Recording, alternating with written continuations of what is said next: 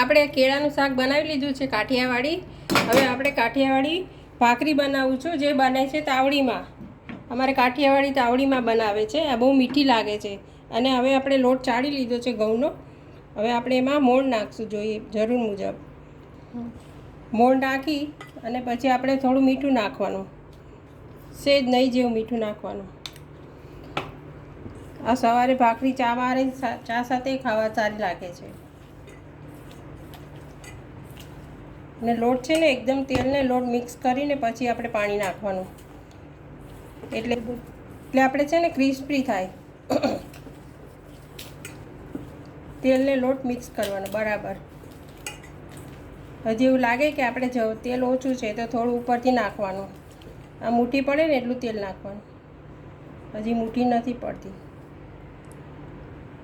થોડું વધારે તેલ નાખવાનું અને પછી મિક્સ કરી દેવાનું. સાંભળ, આ જુઓ આપણો લોટ હવે લાડવો વડે એવું થઈ ગયું છે. હવે આપણે એમાં થોડું થોડું પાણી નાખીને લોટ બાંધશું. કઠણ લોટ બાંધવાનો ભાખરીનો, કે જેથી કરીને આપણી ભાખરી ક્રિસ્પી થાય.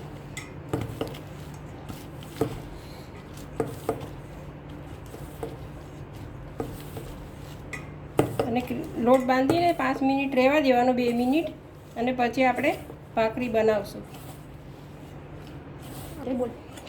આપણે હવે લોટ બંધાઈ જવા આવ્યો છે. થોડો કાઠો બાંધવાનો, કઠણ, એટલે મસ્ત ભાખરી થશે, એકદમ ક્રિસ્પી. હવે આપણો લોટ બંધાઈ ગયો છે. આવો કઠણ બાંધવાનો, આવો. હવે આપણે 5 મિનિટ રહેવા દેવાનો, કુણપ આવી જાય ને એટલે પછી આપણે ભાખરી બનાવશું.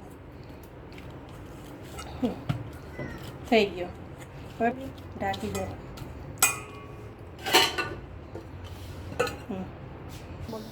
હવે 5 મિનિટ થઈ ગઈ છે. હવે આપણે ભાખરી કરી નાખીએ કાઠિયાવાડી તાવડીમાં. લોટ આવો હોવો જોઈએ, કઠણ. કઠણ ભાખરી, લોટની જ ભાખરી સારી થશે, ક્રિસ્પી થશે. હવે આપણે આ તાવડીમાં બનાવશું.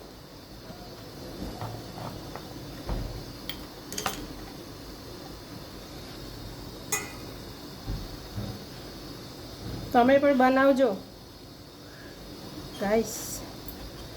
એકવાર તમે પણ આવી રીતે બનાવજો અને પછી કમેન્ટ કરજો કેવી લાગે છે. સવારે ચા રે વધે ને તો ચા સાથે ખાવા થાય. મીઠાવાળી ભાખરી, ચા, સંભારો ને ભાખરી સરસ લાગે. હવે આપણે તાવડી ગરમ થઈ ગઈ છે. હવે આપણે ગોબા પાડશું. ગોબા ભાખરી કહીએ. ગોબા પાડીને ભાખરી શેકી નાખશું આપણે.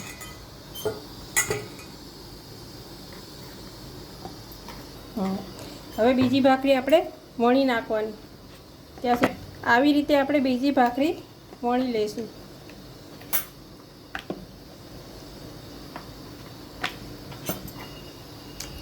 આ ભાખરી થાય છે. બીજી સાઈડ ફેરવીએ. આ એક સાઈડ ચડી જાય ને તો બીજી સાઈડ ફેરવી દેવાની. આવી રીતે બીજી ભાખરી આપણે વણી લેવાની.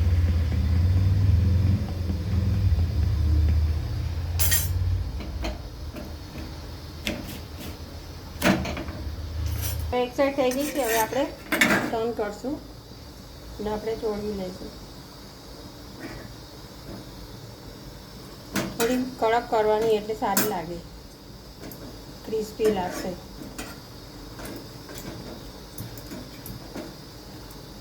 આ ભાખરી આપણી રેડી થઈ ગઈ છે. હવે આપણે બીજી ભાખરી ચોળવશું. હવે આપણે આમાં ઘી લગાવશું.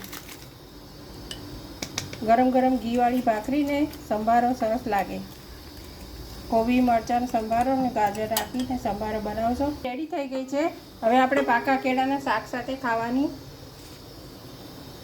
હવે તમે આવી રીતે બનાવજો. એકવાર ટ્રાય કરીને રિવ્યૂ આપજો મને કે તમને કેવી લાગી.